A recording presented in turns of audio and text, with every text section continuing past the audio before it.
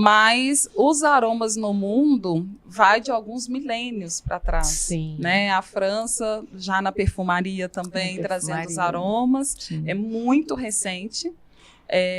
A gente tem alguns milênios para trás que trazem toda a história dos aromas na humanidade. Então, antes ainda da França, a gente teve um árabe que inventou o destilador para conseguir extrair os óleos essenciais das plantas. Então, os árabes, eles arrasam, né, no mundo dos aromas. Isso é.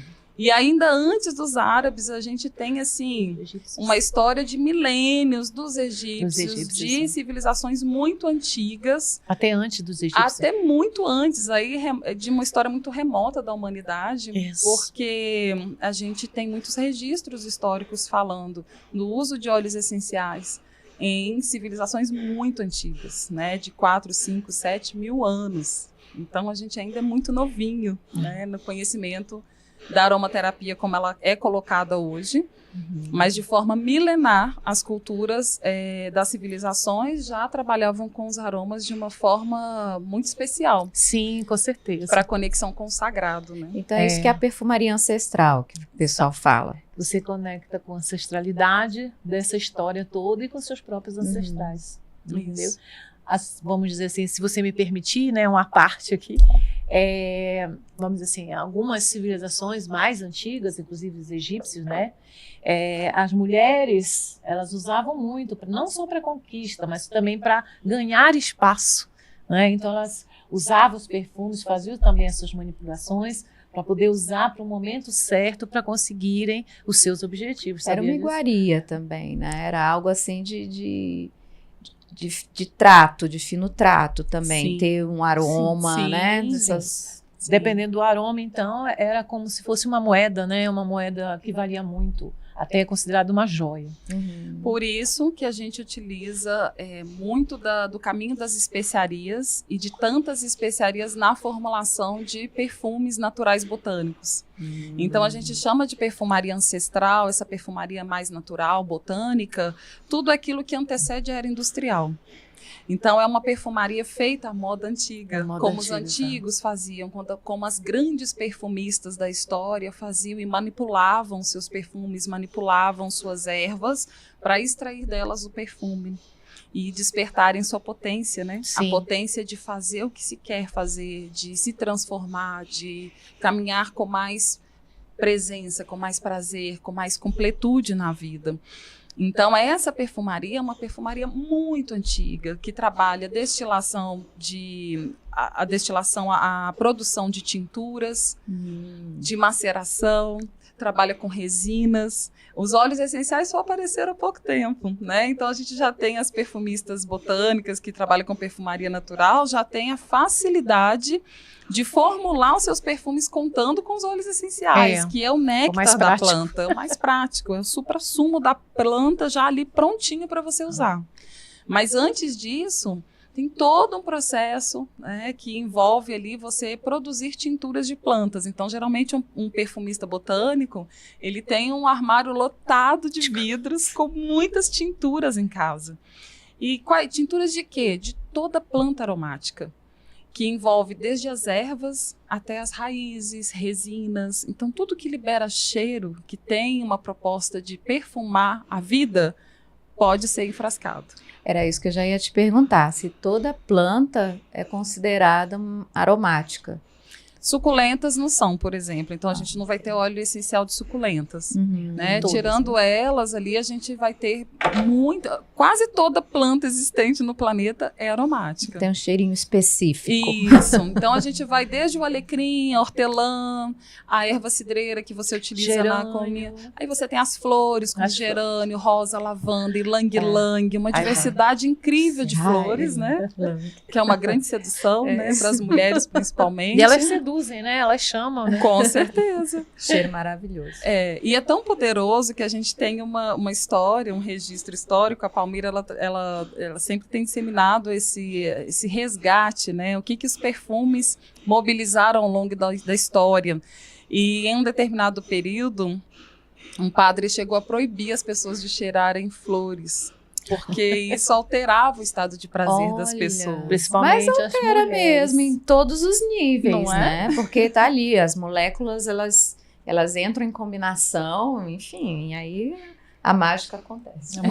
E essa mágica, ela é também química, né? Sim. Ela também é explicada de forma química, porque essa interação com o nosso campo emocional vem pela capacidade que os aromas têm de entrar em conexão com o nosso sistema límbico, que é o coração da mente, que é onde está registradas as nossas memórias emocionais. Isso. Então, é o único dos sentidos, o olfato, com esse poder Olha, que interessante. de alcançar um espaço, né, na nossa mente, no nosso campo emocional, onde tem os nossos registros daquilo que nos afeta na vida. Ah, eu lembro que a Ariane falou alguma coisa sobre isso, que a gente até falou da questão da memória afetiva que fica dos aromas, né? Exatamente. Sim, Como a música, quando você ouve uma música, ela não pode te despertar memórias. O Sim. olfato é a mesma coisa. Sim. Então, os cheiros que te marcam ao longo da vida, eles podem tanto te trazer memórias boas, ruins, memórias marcantes, são as famosas memórias olfativas. Mas nós temos diversas plantas, milhares de plantas, né? Aqui no Brasil ainda é muito recente o estudo e a produção de óleos essenciais com as plantas brasileiras. E olha a riqueza que a gente tem de flora, né? Mesmo aqueles cheiros que você não conhece ou não lembra de ter cheirado ao longo da vida e que possivelmente poderia ter gerado uma memória em você, ainda assim ele vai te despertar diversas sensações. Porque a gente tem a memória coletiva, a memória da planta, os princípios ativos que estão nela e que vão mexer em lugares específicos em você. Então é muito poderoso.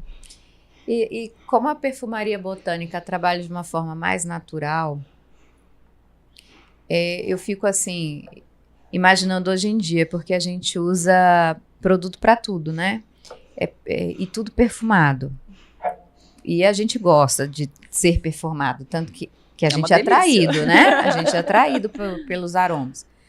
Mas de uma forma sintética, né? Sim. Não de uma forma natural.